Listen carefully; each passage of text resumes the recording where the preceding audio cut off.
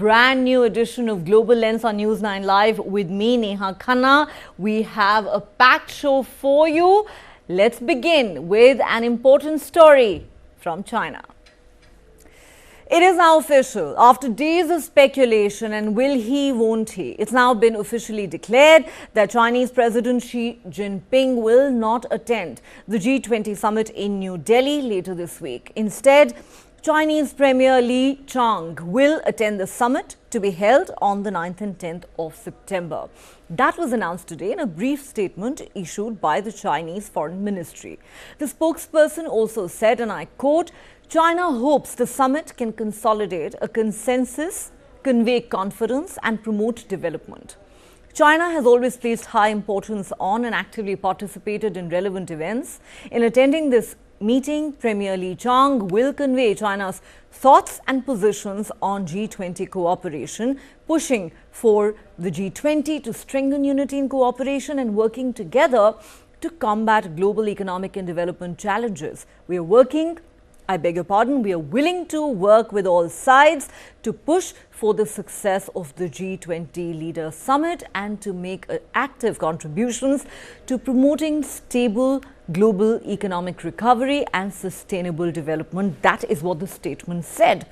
No reason, however, was cited for the absence of Xi Jinping, who's expected to also skip the ASEAN summit in Indonesia later this week. Now, Premier Qiang will represent China at both these events. The Chinese state media Global Times said on X, China looks forward to the G20 New Delhi summit reaching a consensus on tackling challenges in the economy and development, conveying confidence to the outside world and promoting shared prosperity and growth. Interestingly, US President Joe Biden has said he is disappointed that his Chinese counterpart plans to skip the G20 meet in India. Though he told reporters, "I'm disappointed, but I'm going to get to see him." Biden did not clarify when that meeting might take place. Biden may have an opportunity to meet Xi in November when the US hosts the APEC conference in San Francisco. Now, the decision by Xi Jinping to skip the G20 summit comes close on the heels of a massive map controversy. On the 28th of August, the Chinese government released what it termed as the 2023 edition of the Standard Map of China. The map shows the entire Indian state of Arunachal Pradesh, which Beijing calls South Tibet, and Ladakh's Aksai Chin region within China's borders. In other words, claiming these areas as part of Chinese territory.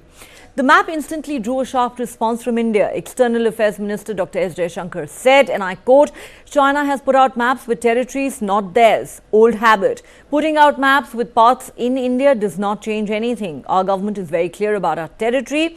Making absurd claims does not make other people's territories yours."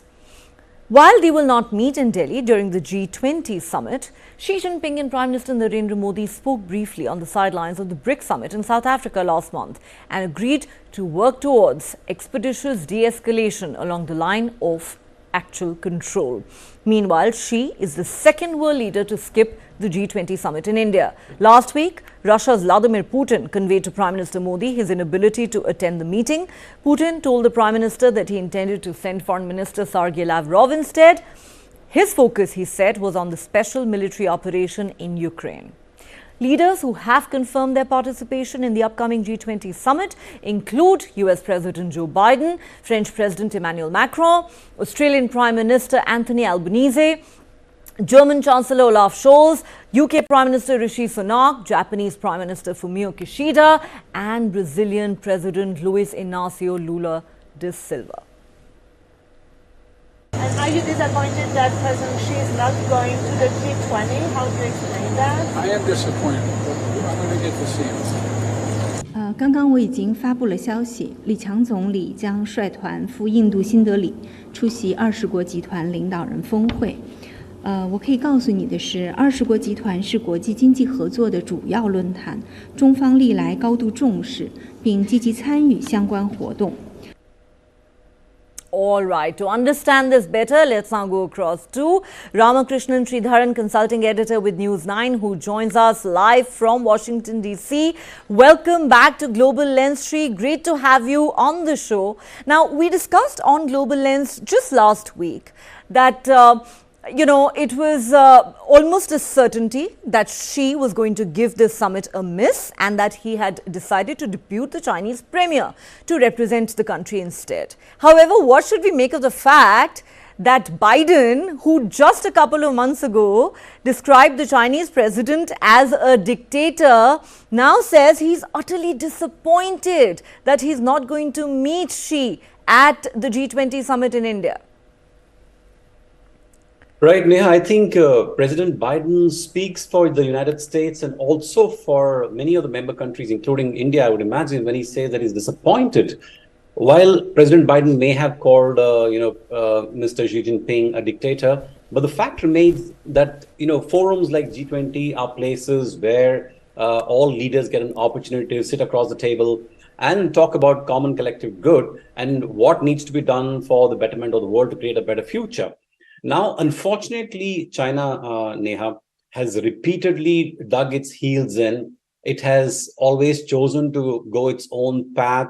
And it has, unfortunately, tried to be intransigent on many of these global issues and in some sense aligning itself with Russia to basically take on the Western powers and therefore creating a deeper divide, a schism, if you will, in the multilateral system. So unfortunately, that behavior is now becoming more and more pronounced in the case of China. And this is truly unfortunate that Mr. Xi Jinping has decided not to come because a lot of the global leaders are going to be there. Indian Prime Minister is there as the host. So this would have been a great opportunity for, China to actually resolve its differences. It has a very frosty relationship with the US, as you know, on multiple issues, and the fear that China has that it's being now isolated on the global stage. Given that, I think China should have made the effort to, Mr. Xi Jinping should have come and participated in the G20 meeting and, walked the, half a mile, if not the whole mile, to resolve the differences that exist between China and the rest of the world. So this, sends a very clear signal that China is not really willing to talk to global powers, to its global counterparts on any kind of equal terms. It wants to be treated, as a very different country, which probably is already a superpower. Now, I don't know if that's going to be acceptable to a lot of countries, including the US, Neha. So I think the first step that China needs to do is to start coming to these global multilateral fora if it wants to be taken seriously and integrated back into the global community, Neha. Let me ask you this, Sri, before we move on to our next story, whether it is bilateral relations or multilateral issues, China's policy seems to be my way or the highway, something that clearly does not work in global diplomacy. Having said that, there have been multiple reports in recent days suggesting that, China has repeatedly adopted an obstructionist approach at various G20 meetings that have taken place across India in the run-up to the big summit that's coming up later this week. Even if she is not going to be present, even if Putin is not going to be present, they're sending their representatives. Given how these two countries have repeatedly thrown a spanner in the works in the past, even making it virtually impossible for, let's say, a joint declaration to be issued at certain summits in the past, do you believe this could emerge as a huge headache for India, for Prime Minister Narendra Modi and the government, who are obviously hoping to have a substantive New Delhi declaration at the end of the summit? That's absolutely the point, isn't it, Neha? The reason also, I believe, why China has decided not to play ball. It doesn't want anything significant, substantial to come out of this meeting, which might be seen as India's, movement in G20, which probably solidifies its reputation as a very responsible emerging global power. Now, that is a narrative which China doesn't want. So I think it's in some sense an effort China is making to make sure that the talks, the wonderful way in which India has conducted the G20 talks for this year as the host country, it doesn't come to the sort of fruition that everyone expects, especially India. So this is unfortunate, Neha, but also a childlike, I would say, at some level, having put in so much effort as India, and we have actually set a new way of holding the G20 meetings and the focused manner in which we did the different sessions and events. I think it's probably a template that the other countries will follow going forward. Given that, I think this declaration would have been very important, coming as it does in the scenario of a war that's happening between Russia and Ukraine, global climate change happening, economic uncertainty is still pretty much existing and hanging over the world. So this was a great opportunity for the world to have come together and committed to something substantial in terms of an economic cooperation, a sustainable development future. And it's truly unfortunate that China has decided not to be part of this movement, at least with the presence of Mr. Xi Jinping. Absolutely unfortunate. It certainly is, and let's hope that it does not turn out to be a missed opportunity for the international community. This is a very important forum that we're talking about, the G20 summit. All right. Thank you so much for that, Shri. We're coming back to you in just a moment. Let's now turn our attention to Ukraine and the ongoing Russia-Ukraine war. 18 months into the war unleashed by Russia, Ukrainian President Volodymyr Zelensky has sacked his defense minister, Oleksiy Reznikov. Oleksiy had led the defense ministry since before the start of Russia's full-scale invasion in February 2022. Rustem Umerov, who runs Ukraine's state property fund, has been nominated as Reznikov's successor. Zelensky announced Reznikov's dismissal, saying it was time for new approaches in the defense ministry. He went on to say, and I quote, "This week, Parliament will be asked to make a personnel decision. I have decided to replace the Minister of Defense of Ukraine. Oleksiy Reznikov has gone through more than 550 days of full-scale war. The legislature knows this person well, and Umerov does not need any additional introduction. I expect Parliament to support this candidate." The Ukrainian media has been speculating, though, that the outgoing defense minister will become Kiev's new ambassador in London, where he has developed good ties with senior politicians. The 57-year-old Oleksiy Reznikov has become a well-known figure since the beginning of the war in Ukraine. Internationally recognized, he has regularly attended meetings with Ukraine's Western allies and played a key role in lobbying for additional military equipment. But his dismissal has been anticipated for some time. Last week, Reznikov told reporters that he was exploring other positions with the Ukrainian president. Ukrainian defense advisor Yuri Sak has told the media that Reznikov spearheaded the transformation of the defense ministry, laying the groundwork for future NATO membership. But experts have observed that the cabinet reshuffle is unlikely to lead to any major change in Ukraine's battlefield strategy, with General Valery Zaluzny, the commander of Ukraine's armed forces, overseeing the campaign. Importantly, Reznikov's dismissal comes amidst a wider anti-corruption drive in the Zelensky administration, which has been seen as essential to Ukraine's ambitions to join Western institutions like the European Union. While Reznikov is not personally accused of corruption, there have been a number of scandals at the Defense Ministry involving the procurement of goods and equipment for the army at inflated prices. Earlier this year, Reznikov's deputy resigned in the wake of the scandal. It was widely reported at the time that Reznikov had barely managed to hold on to his own post. Well, at the time, he said the stress he had endured was hard to measure precisely, but that his conscience was absolutely clear. The Defense Ministry has also been rocked by several recent arrests at regional recruitment offices, where officers have been accused of taking bribes to allow men to avoid Ukraine's military draft. Last Friday, the U.S. National Security Advisor Jake Sullivan met with senior Ukrainian anti-corruption officials and urged them to continue prosecuting anti-graft cases no matter where they led. As for the new incumbent, Rustem Umerov represented Ukraine in peace talks at the beginning of Russia's full-scale invasion. The former member of parliament allegedly suffered symptoms of suspected poisoning during peace negotiations in March 2022, though he later denied those reports. I have decided to replace the Minister of Defense of Ukraine. Alexei Reznikov has been through more than 550 days of full-scale war. I believe that the ministry needs new approaches and other formats of interaction with both the military and society at large. Now, Rustem Umerov should be the head of the ministry. The Verkhovna Rada of Ukraine knows this person well, and Mr. Umerov doesn't need any additional introductions. I expect the parliament to support this candidate. Autumn is a time to strengthen. Glory to Ukraine.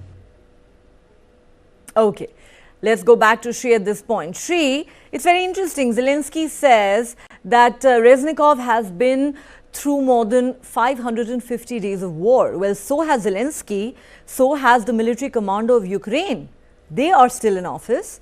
So what, according to you, explains the sudden ouster of the defense minister? Is it the corruption scandals that have hit the ministry?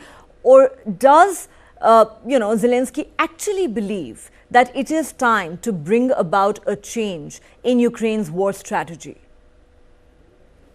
So, Neha, to my mind, this is a feeble attempt at eyewash in weeding out corruption in Ukraine military establishment. Let me tell you why. While he has sacked the defense minister, what is the defense minister going to get? He's going to be promoted and sent to the UK on holiday as the ambassador, number one. Number two, he has not replaced the general who's in charge of the Ukraine war. So if you don't change the general and you brought in a new defense minister who's basically an investment banker, and you say that you're going to carry out whole-scale changes in the defense establishment, it doesn't, really add up. Number two, the president, Mr. Zelensky himself, is now indications are that he himself is now responsible for a lot of the corruption. There was a poll done in August of Ukrainians, and more than 70% of them believed that Zelensky is actually responsible for the corruption. Well, whether he's taking the money or not is not what comes out of this. But the fact that they believe that he's responsible for the corruption as the head of the state says a lot about Zelensky. Then, Neha, the businessmen close to Zelensky have been caught in corruption investigations. Most recently, there was an oligarch, a Ukrainian oligarch, who was caught. And second, the other thing, when the scandal broke on the procurement of jacket from Turkey, which was basically the reason why the defense minister has been replaced, it turned out that one of the owners of the Turkish company was actually a nephew of a minister who works in Mr. Zelensky's cabinet, in the government. So I don't think this is really Mr. Zelensky trying to clean up the establishment. This, I think, to my mind, is more a bit to basically check the box because he's facing a lot of pressure from Western countries, which have pumped more than $150 billion, Neha, since the war started in Ukraine. And of that, US alone has given $80 billion worth of assistance to Ukraine. And you yourself mentioned Jake Sullivan, the NSA chief, had called and told the anti-corruption authorities to investigate this and to go as far as it leads, which in this case could go all the way to the president's office. So this is, Zelensky trying to damage control and make sure that it doesn't come to him, although a lot of people now believe that he is responsible for the corruption. And finally, Neha, this is something Ukraine needs to do. It is perceived as one of the most corrupt countries in the world. Even before the war began, its ranking on global corruption index was very, very, it came up like on transparency, it came very low. So one of the most corrupt countries. So if it wants to join the EU, if it wants to join NATO, then it has to clean up its act. And this is the pressure which is now mounting on Zelensky to clean up and make sure that the money which is coming from Western countries is actually used for the purpose it is being sent. Well, questions are going to be asked because a lot of money is being pumped into Ukraine. So is this really Ukraine cleaning up its act, or is this just damage control and perception management by the man at the top? That, I think, is an important question that you've raised, Shri. We will come back to you in just a moment. Let's turn our attention once again to the big G20 summit that's coming up right here in New Delhi later this week. Now, with the highly anticipated G20 summit scheduled to be held in India's capital just days away and the global spotlight turning to the country, Prime Minister Narendra Modi has said, and I quote, "The G20 is one of the institutions that is being looked at with hope by many countries because the world is looking for actions and outcomes, no matter where they come from." That's what the Prime Minister said in an interview to news agency The Press Trust of India, while highlighting the historic significance of the upcoming summit, which India is hosting for the very first time. The Prime Minister added, and I quote, "In this context, India's position within the global framework becomes especially pertinent. As a diverse nation, the mother of democracy, home to one of the world's largest populations of youth and the growth engine of the world, India has a lot to contribute to the shaping of the future of the world.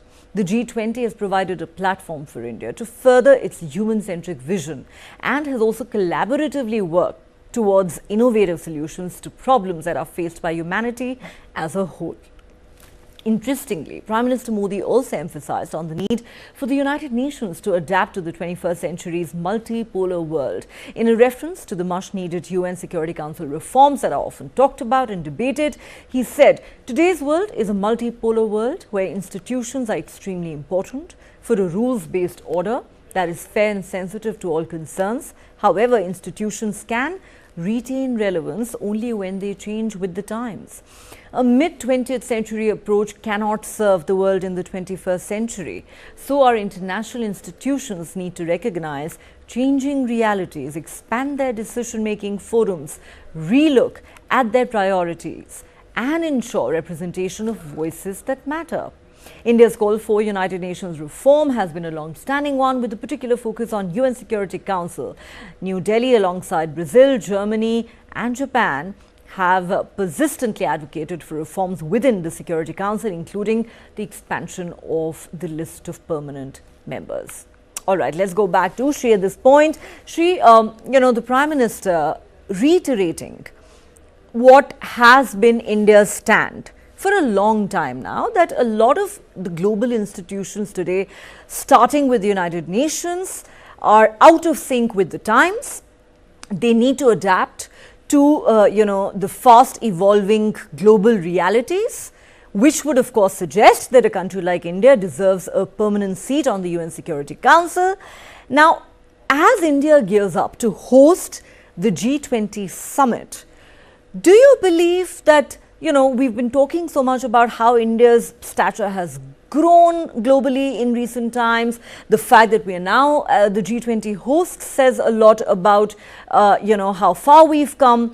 Do you believe that India hosting this event could, in a sense, work towards strengthening India's case for a permanent seat at the UN Security Council, or is that being too optimistic? Well, Neha, the reality is we didn't need a G20 summit to strengthen our case. As one of the largest countries, one of the freest democracies in Asia, I think it makes sense for India, in any case, to be part of the UN Permanent Security Council.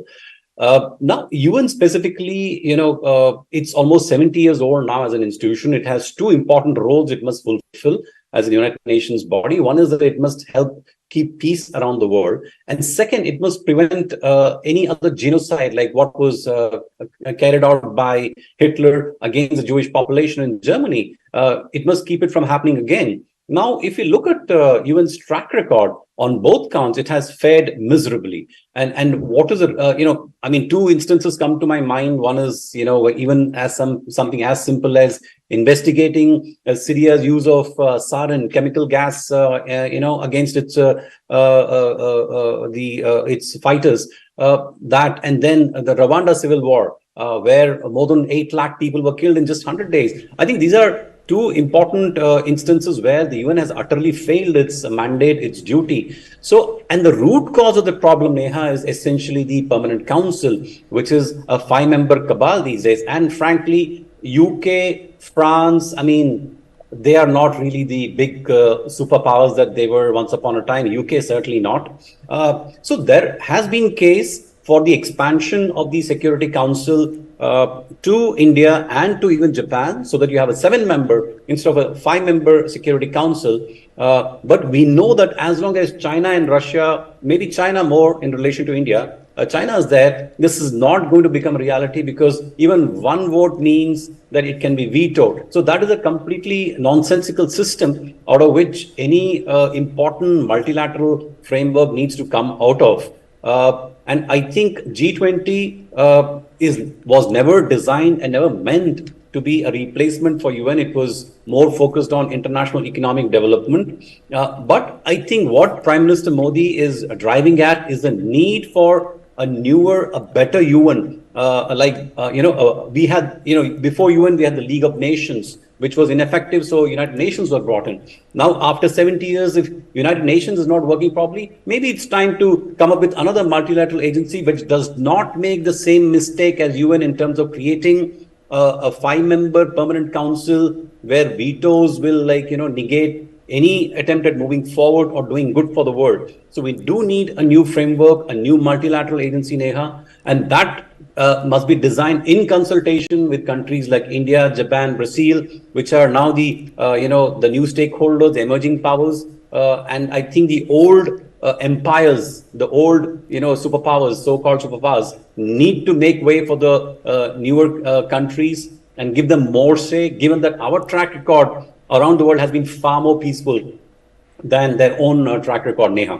Absolutely. And it's interesting, Shri, the Russian foreign minister recently said that if Ukraine is mentioned in the New Delhi declaration, we're going to block it unless our viewpoint is reflected. And then he goes on to say, we are open to having any discussion on the Ukraine war at the United Nations. Let's not have a discussion on that here at G20. But this is where the trouble lies, that there is this perception around the world, as you mentioned, that the United Nations has failed the world, which is probably why you now have a situation where geopolitics is dominating the agenda of an economic forum such as G20. Would you agree? Exactly, Neha. That's absolutely the reason why. And honestly, I don't see any harm in, if the Ukraine-Russia war is given weightage in G20, because ultimately a war that hangs over the rest of the world in terms of food security, food inflation, security of nation, there's a threat of a nuclear war that potentially could happen. Now, these are things which impact all nations. So it's not just like Russia and Ukraine are going to be impacted. The whole world is going to be impacted. So I don't personally see any harm if G20 member groups decide that a peace solution for the Russia-Ukraine war can be hammered using this platform under India's leadership this year. I don't see there's any harm in that. But, these are, again, intractable issues, Neha, and there are no easy solutions to these problems. So I think we just have to be at it and try to, create newer venues, newer opportunities. And that is why, Neha, it is important for people like Xi Jinping to attend these summits, so that there is world consensus which can be, achieved on certain important issues, and which then becomes binding on all member countries and the world at large, Neha. Well, these are certainly intractable issues, as you pointed out, Shri, and the concern is, are they likely to cast a long shadow on the outcomes of the upcoming G20 summit? I guess we will find out in less than a week. All right, let's now move on to our next story. This also has to do with the Russia-Ukraine war. Russian President Vladimir Putin today told Turkish President Tayyip Recep Erdogan that Russia was open to discussions about the Black Sea grain deal, an agreement that helped get Ukraine's grain to the world market and thus ease a global food crisis. Russia quit the deal in July, a year after it was brokered by the United Nations and Turkey, complaining that its own food and fertilizer exports faced obstacles and that not enough Ukrainian grain was going to countries in need. Erdogan, who previously played a significant role in convincing Putin to stick with the deal and the United Nations, are now trying to get Putin to return to the deal. Speaking at the opening of their meeting today in the Black Sea resort of Sochi, Putin told Erdogan that he hoped they would wrap up their talks on a natural gas hub in Turkey and said they would also discuss the grain deal. Putin said, and I quote, "I know that you intend to raise the issue of the grain deal. We're open to negotiations on this question. Erdogan said the world was waiting for news on the grain corridor issue. Everyone is waiting for what will come out of our meeting today. I believe that the message of the press conference after the meeting will be an important step for the whole world, especially for African countries. Now, the deal is primarily aimed at getting grain from Ukraine to world markets through the Black Sea and easing, as we said, a global food crisis that the United Nations has said has only worsened since the Ukraine war began in February last year. Russia and Ukraine are two of the world's key agricultural producers and major players in the wheat, barley, maize, rapeseed oil, sunflower seed and sunflower oil markets. Now, ahead of these talks, Ukrainian officials said Russia launched an overnight air attack on one of Ukraine's major grain exporting ports. Putin has said Russia could return to the grain deal if the West fulfills a separate memorandum agreed on with the United Nations to facilitate Russian food and fertilizer exports. While Russian exports of food and fertilizers are not subject to Western sanctions imposed after Russia's invasion of Ukraine, Moscow has said restrictions on payments, logistics and insurance have hindered shipments. The UN Secretary General Antonio Guterres has said he had sent Russian Foreign Minister Sergei Lavrov a set of concrete proposals aimed at reviving the deal. One of Moscow's main demands is for the Russian Agricultural Bank to be reconnected to the SWIFT international payments system. The European Union cut it off in June 2022 as part of sweeping sanctions imposed on Moscow in response to its invasion of Ukraine. Of course, we will not bypass the issues related to the Ukrainian crisis. I know you intend to raise questions about the grain deal. We are open to negotiations on this issue. Of course, the most important step. Today, everyone is looking at the grain corridor issue in Turkey-Russia relations during this visit. They are waiting to see what will come out from here today regarding the grain corridor. I believe that the message to be given to the world with a press conference after our meeting will be very important, especially a step towards the underdeveloped African countries. All right, let's go back to Shri for more on this story. Shri, at least as far as the Black Sea grain deal is concerned, you would think Erdogan seems to have his heart in the right place. He's been pushing for it for a long time. He made it happen along with the United Nations last year, but then we know how the deal fell apart. Now, Russia, giving hope to many, is saying we're open to resuming the deal, provided our conditions are met by the West. At the very least, we need to be reconnected to the SWIFT international banking and financial system. And they're also talking about certain other hindrances that need to be lifted as a result of the Western sanctions. The question really is, how close do you think Erdogan and the United Nations really are to convincing Putin to rethink his stance on this very, very important deal, which obviously is, something that is impacting global food security? So, Neha, the first thing I would like to note is the body language of Putin as he met Erdogan. If you see, he seems far more comfortable dealing with Erdogan because, they're old friends. So I think that's one positive thing. Now, if you remember, this deal, when it was first signed last year, was meant to last for only 120 days. But then it was renewed automatically for, every month. So now, after that, what happened is Russia started, it attacks, and it also started delaying the shipments out of Odessa, which is the principal port in the Black Sea, which is like the major transit. So that slowed down a lot of shipments. And Erdogan personally has been at the receiving end as a country, Turkey, because once the war broke out and there was, a complete stoppage of shipments from the Black Sea ports, including Odessa, which is the largest, food prices in Turkey went up by 70%. Now, why is, Ukraine so important, and Russia also, but Ukraine more so, because Ukraine has traditionally been the breadbasket for Europe. It has 30% of the world's black soil, which is considered to be one of the most fertile soil. So Ukraine is a major supplier of wheat, sunflower oil, many other items.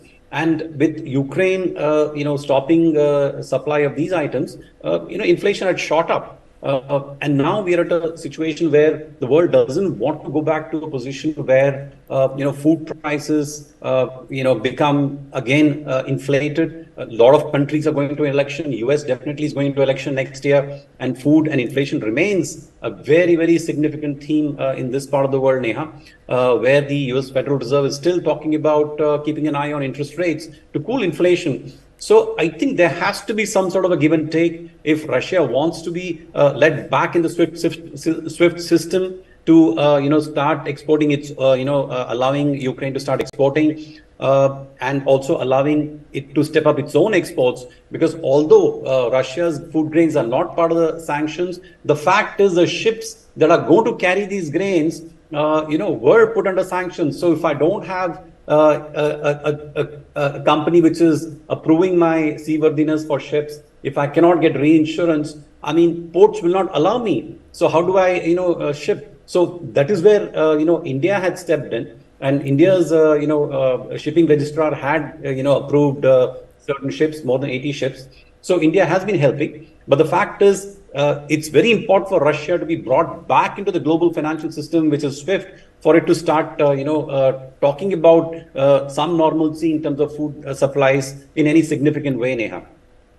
Will the West be willing to relent is perhaps a significant question. Then let's certainly hope that this deal does come back to life, because the entire world needs it. On that note, Sri, thank you so much for joining us on Global Lens tonight and sharing your perspective on our top stories. My pleasure, Neha. Thank you for having me. See you again. On that note, let's slip into a quick break, but don't go anywhere. There's plenty more coming up on the other side.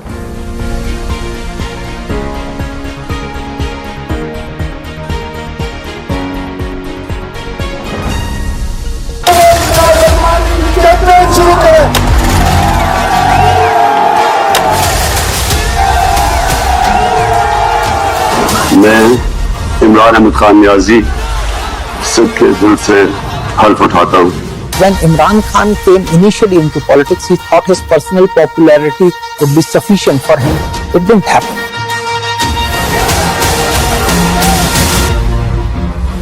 The retired military generals are openly saying that Imran Khan is a better choice. Imran Khan may have bitten a bit too much, more than what he can chew. Implosion. This and more. Streaming on world's first news OTT. News9 Plus. Download now. Gautam Adani, one of the richest men in the world, or a business honcho, accused of manipulating the market. Adani ji 609 number से दूसरे number तक कैसे पहुंचे? सिर्फ एक सवाल पूछा, नरेंद्र मोदी जी, आपका अदानी जी से रिश्ता क्या है? He has given the space, the railways, the airport, which he has no experience also. So the country's interest has been compromised. Government has been very clearly supporting few industrial groups, including Adani's industrial group. Target Adani, streaming now. China won't let us rest easy on our borders, but they will keep flooding our markets. What does Xi Jinping really want?